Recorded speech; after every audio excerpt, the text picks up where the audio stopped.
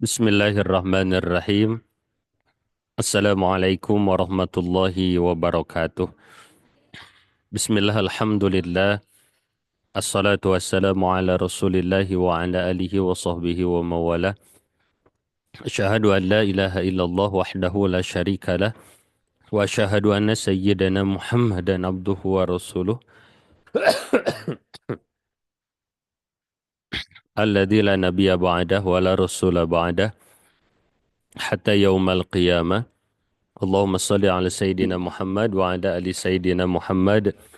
كما صليت على سيدنا إبراهيم وعلى آل سيدنا إبراهيم وبارك على سيدنا محمد وعلى آل سيدنا محمد كما باركت على سيدنا إبراهيم وعلى آل سيدنا إبراهيم في العالمين إنك حميد مجيد. اللهم صل على روح محمد في الأرواح وصل على جسد محمد في الأجساد وصل على قبر محمد في القبور. اللهم بلغ روح محمد مني تحية وسلامة. أما بعد فيا أيها الحاضرون الكرام، أوصي نفسي أولا وأنتم ثانيا بتقوى الله فقد فاز المتقون. قال الله تعالى في كتابه الكريم وهو أصدق القائلين: أعوذ بالله من الشيطان الرجيم وذكر فإن الذكرى تنفع المؤمنين. صدق الله العظيم وصدق رسوله النبي الكريم ونحن على ذلك من الشاهدين والشاكرين والحمد لله رب العالمين. ربنا آتنا من لدنك رحمة وهيئ لنا من أمرنا رشدا. رب اشرح لي صدري ويسر لي أمري واحلل عقدة من لساني يفقه قولي فستذكرون ما أقول لكم وأفوض أمري إلى الله إن الله بصير بالعباد. ربنا أتمم لنا نورنا واغفر لنا إنك على كل شيء قدير لا إله إلا أنت سبحانك إني كنت من الظالمين. Fastajabna lahu wa najainahu minal ghammi wa kadzalika nunjil mu'minin. Bapak Ibu hadirin wal hadirat rahimakumullah yang semoga senantiasa berada dalam penjagaan Allah Subhanahu wa taala. Pertama-tama mari kita bacakan surah Al-Fatihah. Niatkan kita mendoakan orang tua kita, guru-guru kita dan untuk diri kita, keluarga besar kita, kemudian santriyin wa santriyat yang Allah titipkan kepada kita. Dan wabil khusus kita doakan musannif pengarang kitab Safina, Kasyifah dan Riyadul Badi'ah. Syai'ulillahi lahumul Fatihah. A'udzu billahi minasyaitonir rajim. Bismillahirrahmanirrahim. Alhamdulillahi rabbil alamin arrahmanir rahim maliki yaumiddin. Iyyaka na'budu wa iyyaka nasta'in ihdinas siratal mustaqim. Siratal ladzina an'amta 'alaihim ghairil maghdubi 'alaihim waladdallin. Rabbighfir lana wa liwalidina wa limasyayikhina wa li jami'il muslimina amin. Bagaimana kabarnya Bapak Ibu sekalian? Semoga sing sararehat sadayana digampilkan segala urusanana. Amin ya Allah ya Rabbal alamin. Bapak Ibu hadirin jamaah rahimakumullah, insyaallah di kesempatan kali ini kita akan melanjutkan pembahasan kita hancagarapan kita berkenaan dengan nawaqidul wudu'i. Apa itu nawaqidul wudu'i? Yani pembatal wudu. Nah, Bapak Ibu hadirin jamaah rahimakumullah, ya, di kesempatan yang lalu kita bahas sepintas ya tentang pembatal wudu yang poin pertama. Eh, Dalam kitab Safina disebutkan bahwa nawaqidul wudu'i arba'atu asya'a. Bahwa pembatal wudu itu ada empat, Bapak Ibunya. Jadi tiga yang harus masagi yang disampaikan Bapak Ibu berkenaan dengan wudu adalah syarat sah wudu, rukun wudu, dan pembatal wudu. Ya teh tiga ilmu ini harus masagi ya agar wudu kita sempurna. Minimal di kadar sah. Yang pertama syarat sah wudu jumlahnya ada 10, rukun wudu jumlahnya ada 6, dan pembatal wudu jumlahnya ada 4. Nah, Bapak Ibu, kemarin kita sedikit membahas berkenaan dengan pembatal wudu yang poin pertama. Yakni al-awwalu, ada yang pertama dari pembatal wudu adalah al-khariju min ahadis sabilaini. Ada yang keluar daripada salah satu dua jalan. Min kubulin daripada kubul atau duburinnya, atau dari dubur, rihun baik berupa angin atau goiruhu ataupun selain angin, ilal mania kecuali air mani. Nah, kita akan masuk ke dalam poin yang kedua. Poin yang kedua daripada pembatal wudhu adalah zawalul akli. Eh, Pembatal wudhu yang nomor dua adalah zawalul akli binaumin au goirihi illa nauma qa'idin mumakinin maq'adahu minal ardi. Nah, ini Bapak Ibu ya. Nah, ini poin yang kedua. Pembatal wudhu yang kedua adalah zawalul akli. Apa itu zawalul akli? Zawalul akli itu adalah hilang akal. Nah, Bapak Ibu hadirin jamaah rahimakumullah, hilang akal ini banyak martabatnya. Martabat yang paling tinggi di antara apa namanya sababiah hilang akal itu adalah gila. Contohnya gila. Jadi kalau ada orang dia itu sudah berwudu kemudian gilanya walaupun gila nanti lahdotan apa lahdotan itu sebentar. Jadi beres wudhu keluar WC seserian sorangan. Tapi seseriannya teh bukan karena bahagia melihat saldo BMT gitunya, tapi seseriannya teh karena gelo we gitu kabung bulengan ku masalah gitu stres. Walaupun hanya 1 menit gilanya maka wudhunya batal dan wajib wudhu ulang. Nah, itu gila. Atau yang selanjutnya adalah pingsan. Nah, pingsan juga menjadi salah satu sababnya seseorang itu hilang akal. Atau mohon maaf, ada yang diuji misalnya punya penyakit ayan. Itu hilang akal. Nah, ini cukup ekstrim Bapak Ibu ya. Nah, ada yang sehari-hari yang sering kita alami adalah salah satu yang menyebabkan hilang akal adalah tidur. Nah, tapi di sini Bapak Ibu, tidur yang membatalkan wudhunya itu adalah tidur yang tidak dalam kondisi duduk. Karena ada tidur yang memang tidak membatalkan wudhu. Tidur seperti apa yang tidak membatalkan wudhu adalah tidur yang eh, qa'idin mumakinin mak'adahu minal ardi. Jadi kecuali tidurnya itu dalam keadaan duduk, kecuali tidur duduk yang tidak siap mengangkat bokong dari lantai. Nah, jadi Bapak Ibu hadirin jamaah rahimakumullah, kalau tidur tapi tidurnya dalam keadaan duduk, kemudian si mohon maaf pantatnya itu tidak naik, nah, maka itu tidur yang tidak membatalkan terhadap wudhu. Tapi kalau tidurnya dalam keadaan mengangkat mohon maaf pantatnya, apalagi dalam keadaan tidur, maka si lubang duburnya itu tidak terkunci sehingga membatalkan terhadap wudhu. Nah, contoh nih Bapak Ibu. Kalau tidur seperti ini membatalkan wudhu atau tidak? Nah, ternyata kalau tidurnya dalam keadaan seperti ini bisa membatalkan wudhu. Nah, ini sebagai contoh Bapak Ibu ya. Ya, ini duduk dalam keadaan memeluk lutut ini eh, sesuatu yang bukan hal yang haram, namun menjadi hal yang makruh ketika dilakukan saat Jumatan. Nah, jadi bapak-bapak, khususnya kita yang suka Jumatan, di antara duduk yang dimakruhkan ketika Jumatan itu adalah duduk seperti ini. Jadi kalau kita hadir Jumatan ya, ketika mendengarkan khutbah teh duduk kita posisinya seperti ini. Maka hakikatnya kita telah melakukan perkara makruh dalam ibadah Jumat. Ibadah Jumatnya tetap sah, hanya saja si pahalanya berkurang. Loh, jadi memeluk lutut. Nah, bagaimana kalau bukan hanya memeluk lutut seperti ini tapi juga sampai tertidur? Maka wudunya batal. Tuh, ketika iqomah kita terbangun maka wajib wudu. Wudu, kemudian kita ikut sholat berjamaah. Kalau seandainya kita masih bisa mengejar 1 rakaat daripada imam, maka cukup 2 rakaat saja. Tapi kalau seandainya tidak terkejar 1 rakaat pun dari imam, misalnya pas kita datang beres wudhu, teh imam sudah i'tidal di rakaat kedua, maka kita niatnya sholat Jumat, tapi nanti pelaksanaannya jadi 4 rakaat. Nah gitu Bapak Ibu ya. Nah, kalau duduknya seperti ini, kemudian kita tertidur, maka wudhunya batal.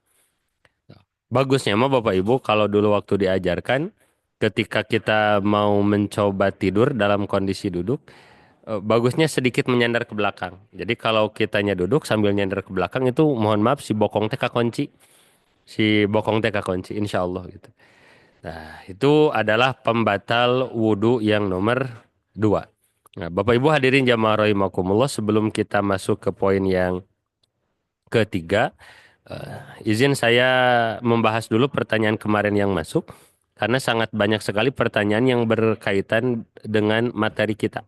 Ya, jadi izin saya bacakan terlebih dahulu. Silakan Bapak Ibu yang ada pertanyaan bisa langsung disampaikan di kolom chat.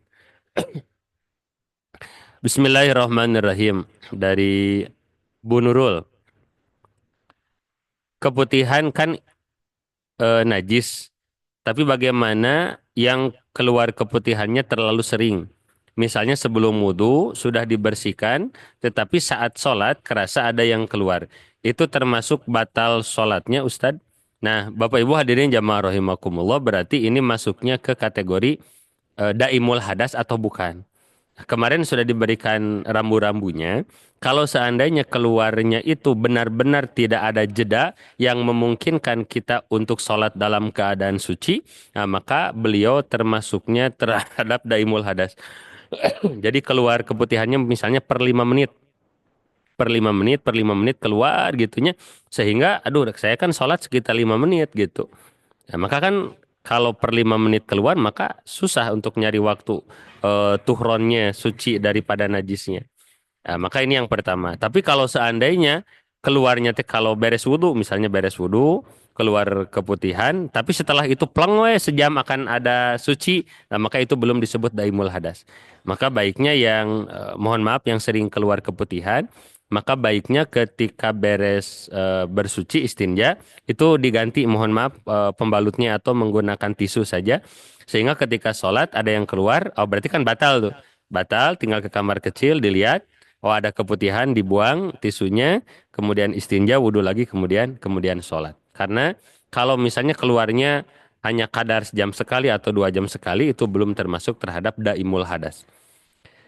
Kemudian dari Ibu Isye, izin bertanya, saya pernah mendengar kalau makan itu tidak membatalkan wudhu. Apa benar? Betul Ibu. Jadi kalau makan, minum itu tidak membatalkan wudhu. Karena di 4 pembatal wudhu ini tidak ada makan dan minum. Ya, jadi kalau ada orang beres wudhu, kemudian dia makan, minum gitunya, oh, mukbang dan lain sebagainya, maka wudhunya tidak batal. Dari Pak Patur. Ustadz, bagaimana hukumnya seseorang yang mencampur fikih, misalnya wudhu menggunakan Imam Malik dan sholat menggunakan Imam Syafi'i? Nah, ini talfek, tidak boleh. Ya, misalnya teh rukun wudhunya pakai Imam Syafi'i, tapi pembatalnya pakai Imam Hanafi. Ah, ini tidak boleh mencampur adukan. Kalau mau juga satu paket. Jadi kalau mau menggunakan madhab Imam Hanafi atau madhab Imam Malik dari mulai wudhu, pembatal, hatta sholatnya satu paket. Itu bukan talfek namanya, tapi intikol. Intikol itu berpindah madhab.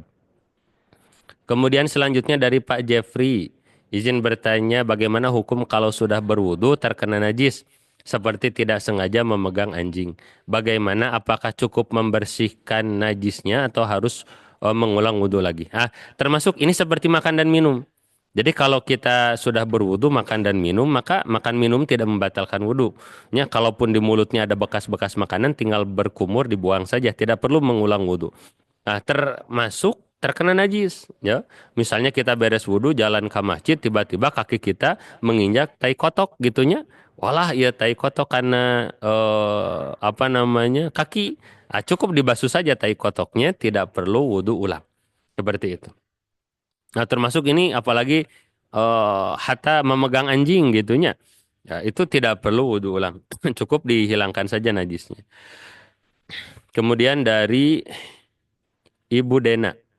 Bismillah Ustadz izin bertanya, kalau keputihan yang keluar itu sering bahkan ketika sedang sholat, suka merasa ada yang keluar lagi itu bagaimana? Apakah harus membatalkan sholat dan berwudu lagi? Mohon. Jadi kalau keluarnya itu masih kurang daripada misalnya nanti durasi per 5 menit sekali, maka itu belum disebut daimul hadas. Jadi keluar nanti palingnya setengah jam sekali, sejam sekali, itu belum disebut daimul hadas. Jadi kalau keluar ketika sholat, maka sholatnya batal, dibersihkan keputihannya, kemudian wudhu ulang dan sholat ulang seperti itu. Ibu Titin, bagaimana menasihati orang yang kalau ke toilet selalu bawa HP, Ustaz? Sudah dinasihati tapi tetap saja bawa HP ketika buang air. Nah, ini di antara perkara makruh adab-adaban di dalam WC itu jangan melakukan kegiatan-kegiatan lain. Jangankan nyawa HP, kita lagi BAB, nyebutan bulu hidung, itu bisa menjadi sababul pakri, penyebab kepakiran. Lagi BAB misalnya teh ngorowekan telinga, ngalaan ketombe, oh ngalaan kutu, kuar, lisa, apalagi kadang sambil BAB nyikat gigi, gitu nyusuhan, ngumah wadah, dan lain sebagainya ya. Itu menjadi sababiatul fakri, menjadi sebab-sebab kepakiran. Nah, terkadang kita hanya bisa menyampaikan saja. Ada manusia yang cukup diberitahu dia berubah dan terkadang ada manusia harus merasakan dulu akibat dari perbuatannya baru dia berubah. Innaka lan tahdi man ahbabta walakin Allah yahdi may yasha. Kita tidak bisa memberikan hidayah, hanya Allah yang bisa memberikan hidayah taufik kepada hamba yang dikehendakinya. Itu yang penting mah kita doakan, kemudian kita nasihati. Hanya saja ketika kita memberikan nasihat, pertanyaannya sudah dengan hikmah atau belum? Karena kebanyakan zaman sekarang ada orang menasehati, tapi menasehatinya bukan dengan hikmah, tapi dengan amarah, dengan kesel. Sehingga di dia ada nafsu, kita ge nasihatan pakai nafsu. Jadi nafsu lawan nafsu, jadi ngabelen terang we, termasuk si hikmah teh kana kolbu orang yang dinasehati teh gitu. Dan di antara cara hikmah dalam menasehati adalah bahagiakan dulu hatinya, baru dinasehati. Biasanya lebih didengar. Ya, misalnya ada orang yang suka tuh main HP teh ditanya, "Kamu hari ini mau makan apa?" "Oh, saya teh lagi mau makan cilok teh," kata adik teh misalnya. "Iya, kasihin cilok." Bahagia karena hatena. Nah, nanti kalau hatenya sudah bahagia, lalu kita kasih masukan, biasanya lebih lebih mudah masuk. Dari Pak Caca, Tumaros, perkawis buang angin. Apakah harus ada tiga syarat, suara, angin, dan bau, atau napi tiasa salah satu? Tiasa salah satu, Pak Caca. Jadi kan ada itu tehnya, naon namanya teh, eh killer wind, killer wind, angin yang mematikan. Getarannya tidak ada, suaranya tidak ada, tapi langsung poe kamar teh. Berarti itu ada baunya saja. Nah, itu sudah disebut kentut. Atau misalnya kadang aya nu bener jelebet wah itu teh gitunya, tapi nggak ada bau. Oh, berarti itu juga kentut. Atau suaranya tidak ada, baunya tidak ada, tapi karawas bergetar, maka itu juga disebut kentut seperti itu. Jadi walaupun hanya ada satu yang terpenuhi maka sudah disebut buang angin. Tapi kalau tiga-tiganya tidak ada maka boleh jadi itu adalah waswasah daripada setan walhan. Dari Bu Herlisma, izin bertanya darah wiladah itu seperti apa? Nah, Bapak Ibu hadirin jamaah rahimakumullah, ada darah nifas, gitunya, ada darah haid dan ada wiladah. Karena wiladah itu tidak disyaratkan darah.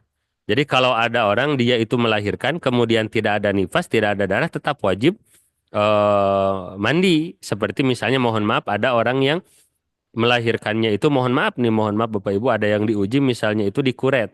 Ya usia 4 bulan kelahiran apa namanya kehamilan tiba-tiba janinnya meninggal dunia kan dikuret. Nah, misalnya beres dikuretnya nggak ada nifas, nggak ada apa, tetap wajib apa namanya mandi besar. Jadi mandi besar wiladah namanya. Dari Bu Salma, izin bertanya Ustadz, bila sudah memiliki wudhu, saat menunggu azan subuh terduduk dan bersandar, tapi terasa agak ketiduran, apakah harus wudhu ulang atau bagaimana Ustadz? Jangankan agak ketiduran, mau tidur sampai kena guher gitunya, ker ker itu wudhunya tidak batal, asal duduk. Apalagi ini sambil bersandar. Pengalaman saya kalau duduk sambil bersandar itu lebih terkunci, seperti itu. Bahkan dulu pernah diberikan oleh guru cara duduk paling efektif agar tidak batal wudhu. Itu diantaranya si sila tapi lututnya itu sampai nyentuh ke lantai. Rada susah dipraktekkan Bapak Ibu. Dari Bu Anissa. Jika seorang telah buang air kecil kemudian setelah cebok dielap menggunakan pakaian yang sedang dikenakan, apakah pakaiannya menjadi najis? Tidak, tidak menjadi najis. Karena adapun mohon maaf, air yang ada itu adalah air yang suci, bukan termasuk air yang mutanajis. Jadi tidak jadi masalah.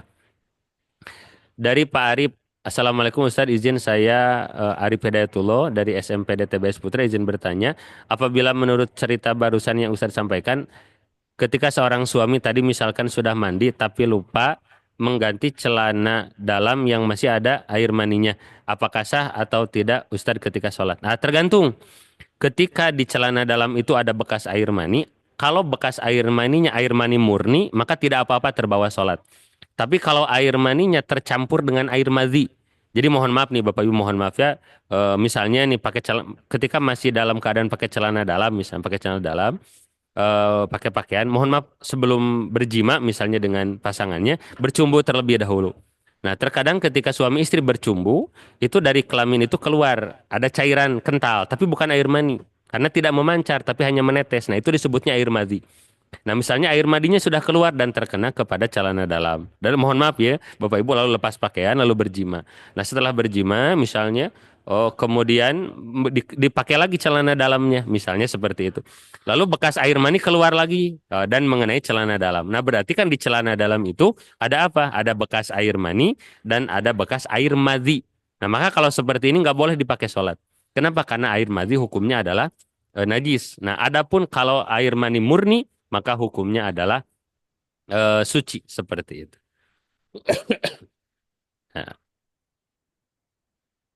selanjutnya dari Bapak Ali, apabila ada cairan ketika bangun tidur, namun perasaan tidak bermimpi yang menyebabkan mimpi basah, apakah dikatakan junub? Tergantung. Kalau dodod ya dalam bahasa Indonesia banyak, maka boleh jadi itu adalah air mani. Tapi kalau hanya tetesan-tetesan kecil, maka itu adalah air madhi gitu. Jadi kalau air madhi mah nggak perlu mandi junub. Ya, tapi kalau keluar air mani maka perlu mandi junub. Seperti itu.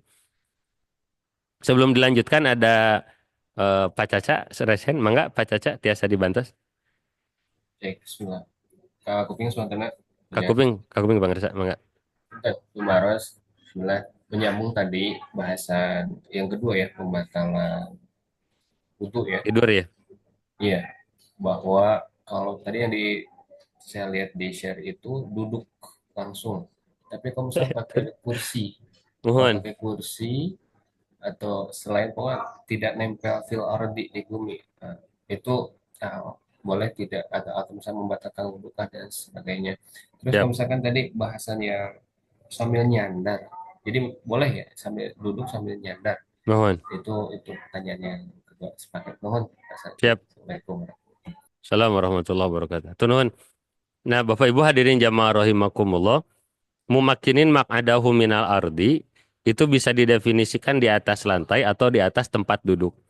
Nah, jadi kalaupun kitanya misalnya itu di bangku gitunya, mau di kursi hatta di meja gitunya, asal si bokongnya itu nempel, kakonci, maka itu tidak membatalkan terhadap wudhu seperti itu.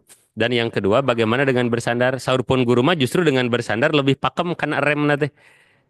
Jadi saya nama Bapak Ibu kita terduduk kemudian sedikit bersandar. Nah, maka itu salah satu posisi untuk mengunci pantat agar tidak batal ketika berwudu. Itu pangersa wallahu alam bisawab. Pangersa Pak Dede, mangga. Bismillah, Ustaz, tersimak. Siap Pak Dede. Bismillah, Assalamualaikum warahmatullahi wabarakatuh. Waalaikumsalam warahmatullahi. Izin bertanya, Ustaz, keluar dari bahasan, mohon maaf. Ketika batasan sholat berjamaah di masjid, ketika melaksanakannya di luar ataupun di selasar, itu batasannya yang penting di belakang imam, atau memang dulu Ustaz pernah menyampaikan, cuman saya jadi lupa lagi dan sekarang jadi ragu, apakah harus di belakang pintu atau cukup di jendela saja yang paling depan. Karena Siap. sekarang kejadian kalau sholat di belakang di sini pas Jumat itu kan sekarang lagi renovasi. Nuhun. Nah, jadi kayaknya tandai gitu petarosan ada teh nuhun sih. Siap. Nuhun Pak Dede. Nah, Bapak Ibu hadirin jamaah rahimakumullah berkaitan dengan sholat berjamaah ketika kita di luar. Nah, jadi memang pada Dede wayahna pada Dede berarti kedah naroskeun status tanahna. Nah, contoh nih Bapak Ibu. Ini adalah posisi masjid. Ini bangunan masjid. Nah, kemudian di sini adalah teras. Nah, ini yang warna ini teras kayak kedap urang gentos heula warnana. Nah, ini posisi teras yang warna kuning. Ketinggalnya, Bapak Ibu. Nah, misalnya kita itu posisinya teh di teras gitu pada adanya. Di teras di luar masjid. Nah, yang pertama yang harus diperhatikan adalah pantoknya di mana. Nah, ini misalnya ini pantok Bapak Ibu. Nah, ini pintu. Nah, kemudian ini pintu. Nah, kemudian ini pintu. Kan rata-rata misalnya pintunya ada tiga nih Bapak Ibu. Kalau seandainya posisinya seperti ini, nah maka ada beberapa konsekuensi hukum. Satu, kita nanya ke Padekm, ari wakaf masjid di mana saja misalnya. Kalau kata Padekm, Pak, di sini teh yang diwakafin masjid teh bukan hanya yang bangunannya, termasuk teras. Terasnya juga adalah tanah wakaf masjid. Nah, berarti kalau teras itu merupakan tanah wakaf masjid, berarti teras itu min jumlatil masjid. Berarti teras itu termasuk tergolong ke dalam masjid. Sehingga kalau kita pun sholatnya di teras, bisa sholat tahiyatul masjid. Bisa i'tikaf di sana. Tapi ada yang kedua konsekuensinya haram berjualan di sana, haram transaksi di sana, yang sedang junub tidak boleh diam di sana, yang sedang haid tidak boleh duduk di sana, misalnya seperti itu. Kalau seandainya teras ini adalah masjid. Nah, kalau seandainya teras ini adalah masjid, Bapak Ibu, lalu kita sholat berjamaah dimanapun maka hukumnya sah. Ini kita lagi ngobrol sah Bapak Ibu ya, bukan afdol atau tidak. Jadi kalau kita sholatnya di sini sah, kita posisi di sini sah, mau posisi di sini sah, di sini sah, di sini sah, dimanapun sah. Kalau apa? Kalau teras itu tergolongnya min jumlatil masjid daripada tanah masjid. Nah, tapi kalau seandainya kata Pak DKM, aduh, eh, Pak, yang di sini mah masjidnya teh hanya bangunannya saja yang terbatasi bangunan, adapun teras ini tidak tergolong masjid. Nah, kalau teras itu ternyata tidak tergolong masjid, maka kita boleh berjamaah itu di sini batasannya. Nah, di sini. Jadi batasannya yang mana kita bisa menuju imam dengan cara maju ataupun ke samping. Jadi di sini Bapak Ibu. Nah, kalau posisinya si teras itu bukan masjid. Nah, kalau seandainya kita sholat nanti di sini. Nah, di sini. Sholat nanti di sini.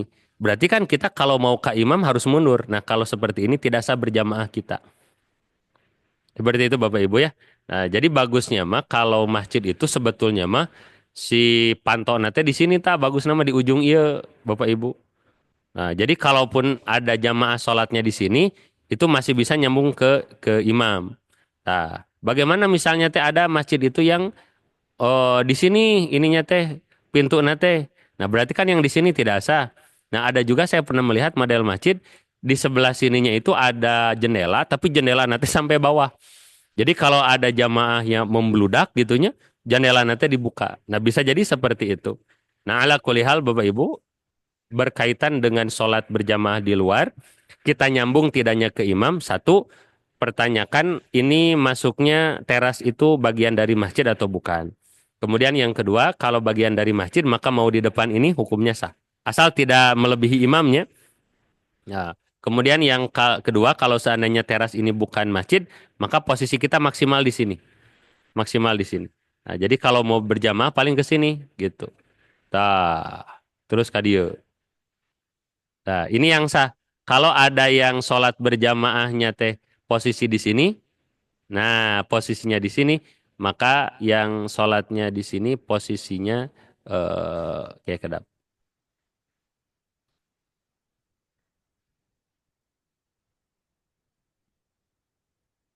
Tak, Bapak Ibu, maka posisi yang sholat di ya, yang kuning, ya ini tidak sah hukumnya. Itu Pak Dede. Wallahu alam bissawab. Ustaz, izin Ustaz, Siap? jika sudah terlanjur gimana Ustaz? Di kodok Oh, terlanjur kita sholat di sini? di luar Ustaz, jadi memang karena kecil si halamannya renovasi, jadi memang ada warga yang mewakafkan sementara lah, memberikan tempatnya bahkan di selasarnya untuk bisa melaksanakan sholat. Dan Nuhun. memang terjadi di beberapa tempat juga banyak sih, jadi di rumah-rumah warga di luarna gitu. Nuhun. Mohon gitu Nah, Ustaz. upami kapengker mah Pak tatu sawias tah misalnya kapalih dia gitunya.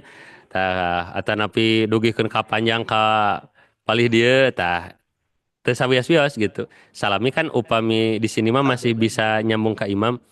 Nah, paling pada deh kalau seandainya tak melebihi pintu ya nu masuk nya wayahna berarti netepanana kedah di yang ada kedah diulangi lagi seperti itu. Yap. Jazakallah khair Siap, Ustaz. Jazakallah khair sami-sami. Ustaz. Nah, sami-sami. Papa Uzan, mangga Papa Uzan.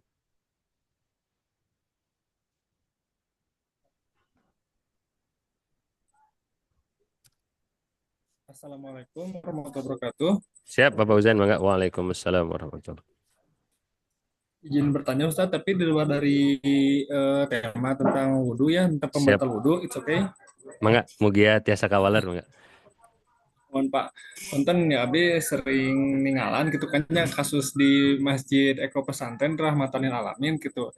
Pampa nama lamun menuju waktu netepan asar gitu takanya seueur apa sih seueur jamaah anu sareng sena abdas saparantosna abdas gitu lebih condong ngisi selasar gitu daripada lantai utama masjid. Siap. Nah, gitu. Eta kumaha apa gitu. Sedangkan kan Rasulullah juga sebelum berjamaah gitu kan sering sering apa sih sering melihat ke belakang gitu kan ya agar para jemaah itu masuk di lantai utama masjid gitu kan ya Nuhun. untuk mendapatkan barisanana gitu kan ya. Nah, bagi kita gitu kan ya yang lebih condong berjamaah di selasar masjid atau kumaha tata gitu Masya Allah. fenomena eta Siap, siap. punten. Mohon. Hatur nuhun.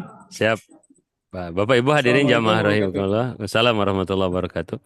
Terkait berjamaah di Selasar, nah tadi disampaikan kalau seandainya Selasar itu adalah bagian masjid, maka dimanapun berada itu sah, asal jangan melebihi daripada posisi imam. Nah kemudian yang kedua, kalau Selasar itu bukan tergolong masjid, ya maka tadi ada aturan-aturan tertentu. Nah kemudian yang ketiga, bagaimana ketika ada orang yang memang jamaah nanti jamaah komatiyah, jamaah masbukiyah. Jadi pokoknya nama ke masjid teh gitunya kalau belum mendengar komat mah hangkewe heula gitunya. Kalau teu masbuk teh asa kumaha gitu. Jadi seneng we eta. Maka dua pandangannya. Yang pertama, kita tidak tahu beliau mulainya dari mana. Mungkin sebelumnya beliau ini adalah orang yang biasanya sholatnya munfarid. Nah, kalau ada orang biasa sholat munfarid, walaupun duduknya di selasar itu sudah jadi prestasi gitu. Terus lumayan seperti itu. Sudah ada keinginan untuk sholat di masjid. Nah kita nggak tahu nih orang yang sholat di selasar teh, orang yang memulai nanti dari titik mana seperti itu. Nah, mungkin itu bisa menambah apa kekuatan dalam hati kita untuk berprasangka baik gitu. Oh, jadi ketika ada orang sholat nanti nah di luar wae, oh mungkin kalau di rumah nama memang biasa sholat nanti sendirian di rumah. Jadi ku daekna oge gitu, kasar nama ku daekna oge ka masjid tos alhamdulillah. Nah, adapun orang yang dia sudah paham, sudah mengerti dan sudah tertarbiyah untuk sholat di masjid, lalu lebih memilih di luar, maka ini suatu kemunduran. Nah, jadi memang kembali lagi ini menjadi salah satu tugas daripada kekuatan sistem. Maka pentingnya ulil amri daripada ulama, pentingnya ngagabung gitunya antara orang ahli ilmu dengan orang yang memiliki kepemimpinan atau kekuasaan teh gitu. Kangjeng Nabi kan di beliau semua. Makanya ketika Kangjeng Nabi beres sholat, Kangjeng Nabi menghadap ke jamaah diantaranya adalah bukan hanya sekedar melihat keadaan jamaah gitunya, tapi juga untuk menjadi salah satu bahan dakwah. Jadi ketika ada jamaah yang mohon maaf misalnya tidak mengisi saf ini kenapa, alasannya apa, kalau sakit dijenguk, kalau misalnya teh sedang lemah imannya dikuatkan, ada masalah dibantu seperti itu. Nah, ini yang kita perlukan Bapak Ibu hadirin jamaah rahimakumullah. Alhamdulillah sudah jam 10 lebih 6 Bapak Ibu hadirin jamaah rahimakumullah. Kurang lebih sampai di sini dulu pembahasan kita. Alhamdulillah ini yang hadir ada 143 Bapak Ibu. Evaluasi dari Pak Dedi. Ada yang masih belum mengisi presensi katanya Bapak Ibu. Saya juga melihat di hasil penilaian presensi itu masih ada yang sampai nol dari pertemuan pertama sampai pertemuan kita yang ke-6. Ini kita hari ini pertemuan yang ketujuh Bapak Ibu. Ya. Kemudian yang menyampaikan pertanyaan via chat, insya Allah langsung saya rekap di kolom penilaian seperti itu. Dan mohon izin kalau pembahasannya tidak langsung di on the spot karena waktu kita dibatasi hanya sampai jam 10 Bapak Ibu hadirin jamaah rahimakumullah. Izin untuk pertanyaan-pertanyaan yang masuk, insya Allah akan kita bahas. Kalau tidak via YouTube, insya Allah on the spot di pertemuan yang selanjutnya. Mungkin itu Bapak Ibu, semoga apa yang kita bahas walaupun sederhana ini diberkahi, diridhoi oleh Allah Subhanahu wa taala sehingga jadi wasilah kita dapat ridho barokah dari Allah Subhanahu wa taala. Amin ya Allah ya Rabbal alamin. Sekian Bapak Ibu yang bisa disampaikan. Mohon maaf lahir dan batin. Kita tutup dengan doa kifaratul majelis. Subhanakallahumma bihamdika asyhadu alla ilaha illa anta astaghfiruka wa atubu ilaik. Hatur nuhun sadayana. Assalamualaikum warahmatullahi wabarakatuh.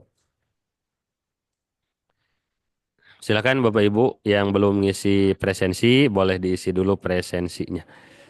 Yang